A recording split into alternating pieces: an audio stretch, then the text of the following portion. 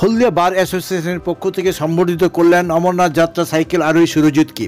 সাইকেলে করে অমরনাথ যাত্রা শেষ করে বাড়ি ফিরতেই সম্বর্ধিত হলো হলদিয়া মহকুমার আদালতে। শিল্প শহর হলদিয়ার ছেলে সাইকেলে করে অমরনাথ যাত্রা শুরু করেছিলেন প্রায় 2400 কিলোমিটার রাস্তা 28 দিনে পাড়ি দিয়েছিলেন। 36 দিনের মাথায় বাড়ি ফিরে আসে। হলদিয়া পৌরসভার ভবানীপুর থানার অন্তর্গত বাড়ি সুরজিৎ দাস গত বছর গিয়েছিলেন কেদারনাথ, এবছর অমরনাথ যাত্রা শেষ করেছিলেন। বাইসাইকেলে করে তিনি পাড়ি দিয়েছিলেন শিল্প শহর হলদিয়া থেকে।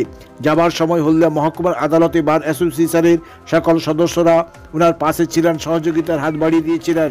বাড়ি ফিরতে কৃতজ্ঞতা স্বীকার করলেন সুরজিৎ। বার অ্যাসোসিয়েশনের সকল সদস্যদের জন্য নিয়ে এলেন অমরনাথ যাত্রার মহাপ্রসাদ। সুরজিৎকে পেয়ে বার অ্যাসোসিয়েশনের সকল সদস্যরা খুব আপ্লুত হয়ে পড়েন। আজ বার অ্যাসোসিয়েশনের পক্ষ থেকে তাকে সম্বর্ধিত করা হয়, জানালেন বার অ্যাসোসিয়েশনের সাধারণ সম্পাদক বিমল মাঝি। তিনি বলেন, এই ধরনের কোনো উদ্যোগ আমরা সাধুবাদ জানাই। যদি কেউ এই ধরনের সার্বিক কোনো উদ্যোগ নিয়ে আসে, আমরাও তার পাশে থাকব। কেকার পেস্ট্রিতে জিবে জল সপারি, ওয়াও আশাতে লাজবাব নিউ বিদ্যুৎ বেকারি। রাজলক্ষ্মী জুয়েলারি ওয়ার্কস, রাজলক্ষ্মীর মধুদার মধুর মতো ব্যবহার। দুর্গা চক, বাসন্তী ভবন, দুর্গা মন্দিরের পাশে, সুপার মার্কেটের বিপরীতে, হলদিয়া। আগামী দিনে কেউ যদি এভাবে সাহায্য চায়, আপনারা কি এগিয়ে আসবেন? অবশ্যই। আজকের অমরনাথ যাত্রা যেভাবে উজ্জীবিত করেছিলেন, কতটা খুব সুন্দর। আমাদের সকলে মিলে ওকে সম্বর্ধনা দিলাম আমরা। আমি আমার পক্ষ থেকে আমি একটা গীতা দান করেছি, হ্যাঁ, ছোট ছোট বই গীতা।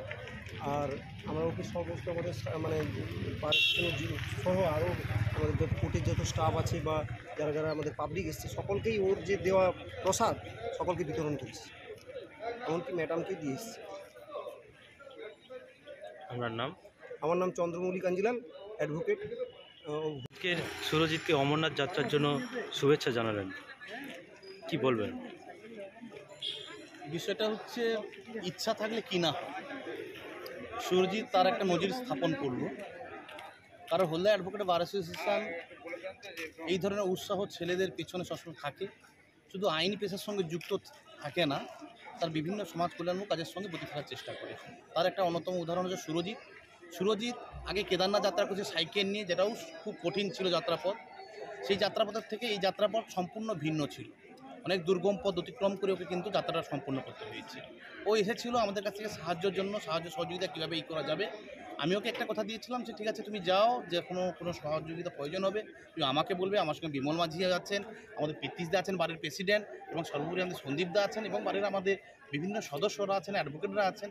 তেনাদের সর্বোপরি সকলের সহযোগিতা ওনার পাশে ছিল, এবং ওনার মানে কঠিন জেদ, ওনার কঠিন মনোবল ওনাকে কিন্তু এই ধরনের একটা চরম সিদ্ধান্তকে সফল করতে সাহায্য করেছে।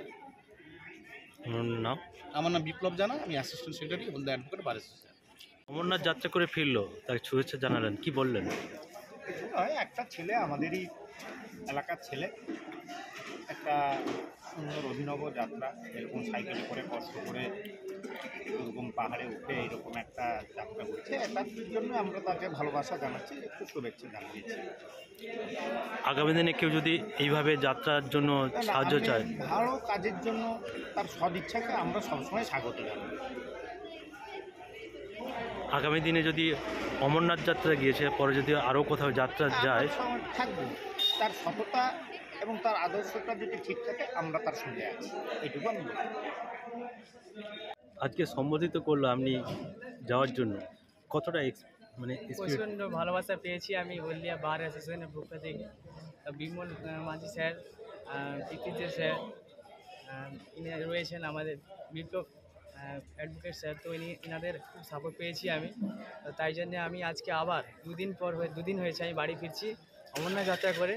তো আমি এখানে চলে এসেছি, এনাদের জন্য সকলের প্রসাদ নিয়ে আসছি। যেমনভাবে আমি মঙ্গল কামনা করেছিলাম যে আমাকে যেভাবে পাঠিয়েছে এনাদের হাত ধরে আমি আজ অমরনাথ যাত্রা করতে পেরেছি খুব ভালোভাবে, যে আমার রাস্তাঘাটে কোনোভাবে কোনো অসুবিধা হয়নি।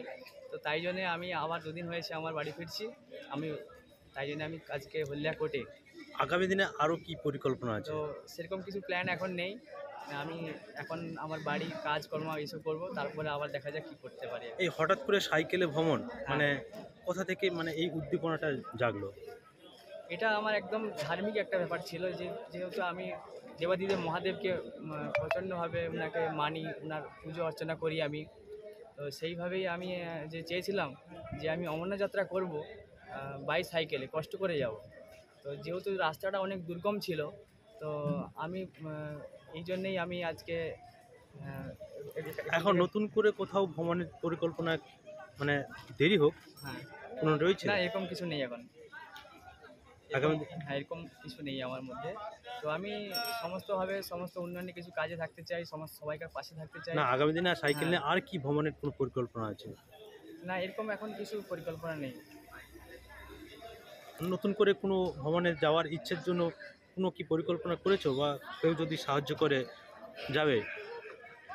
হ্যাঁ, অবশ্যই একটা এইভাবে এত দূর যাওয়ার জন্যে সত্যি মানে কারোর হাত বা কারোর অবশ্যই সাহায্যের প্রয়োজন থাকে, কেননা দুর্গম রাস্তা প্রায় 2400 কিলোমিটার রাস্তা, 4-5টা রাজ্য পার করে যদি কোনো ট্যুর করা যায় বা কোথাও যাওয়া যায়, কোনো মন্দির বা ধামে যাওয়া যায়, সেখানে অনেকের হাতের প্রয়োজন থাকে। যাওয়ার পথে কোথাও কোনোভাবে, যেহেতু বাংলা কথা বলো, তার জন্য কোনো সমস্যার হিন্দি বাংলা তো আমাদের রাজ্যেই চলে, বাকি সবসময় হিন্দি সব জায়গায় থাকে। তো সেই জায়গায় হিন্দি কথা বলতে হয়েছে, সে জায়গায় কোনো সমস্যা হয়নি, এটা আমি বলতে না। হিন্দি বললেও বাংলার টান রয়ে যায়, তো এই সময় যারা যেসব শ্রমিকরা রয়েছে তারা বাংলা ভাষা বলার জন্য অনেকেই শোষণ হচ্ছে, সেই ক্ষেত্রে কোনো রাজ্যেতে এরকম ছিল না। সব থেকে একটা ভালো হয়েছে যে আমি যখন এইখান থেকে বাড়াই, মানে হলদিয়া থেকে যখন আমার যাত্রা শুরু করে, সেই দিনই আমাকে আমার হলদিয়া বার অ্যাসোসিয়েশনের পক্ষ থেকে একটা মেসেজ দিয়েছিল সকলকার জন্যে, যে সুজিত যে ছেলেটা এখান থেকে যাচ্ছে অমরনাথ যাত্রা, ওর পাশে আছি আমরা। তো সেই যে বার্তাটা পেয়েছিল, সেই কারণে আমাকে আমার রাজ্যে কেন অনেক রাজ্যে অনেক অফিসার, অনেক স্যার এইটা নিয়ে আমাকে খুব সাপোর্ট করেছে। তো সেই জন্য আমার রাস্তায় সেরকমভাবে কোনো অসুবিধা হয়নি, আমি 28 দিনে পেহেলগাঁও পৌঁছে যাই, এটা আমার জন্য হয়েছে। কতদিনে সেখানে পৌঁছালেন? আমি ওয়েস্ট বেঙ্গল থেকে 28 দিনে পেহেলগাঁও পৌঁছে যাই, আর 29 তারিখ পাহাড় চড়া শুরু করি, 30 তারিখ ওখানে রেস্ট করি, 31 তারিখ আমি আবার ওখানে দর্শন করে আবার নিচের দিকে লাওয়া শুরু করি। টোটাল আমার 36 দিনে আমি বাড়ি ফিরে আসি। আপনার নাম? আমার নাম সুরজিৎ দাস। বাড়ি জমাডাব।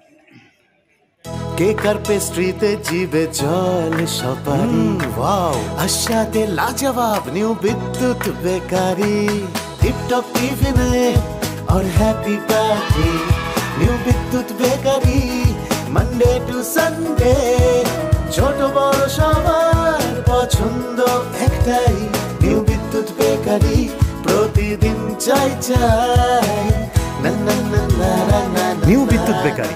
রাজলক্ষ্মী জুয়েলারি ওয়ার্কস, রাজলক্ষ্মীর মধুদার মধুর মতো ব্যবহার। দুর্গা চক, বাসন্তী ভবন, দুর্গা মন্দিরের পাশে, সুপার মার্কেটের বিপরীতে, হলদিয়া।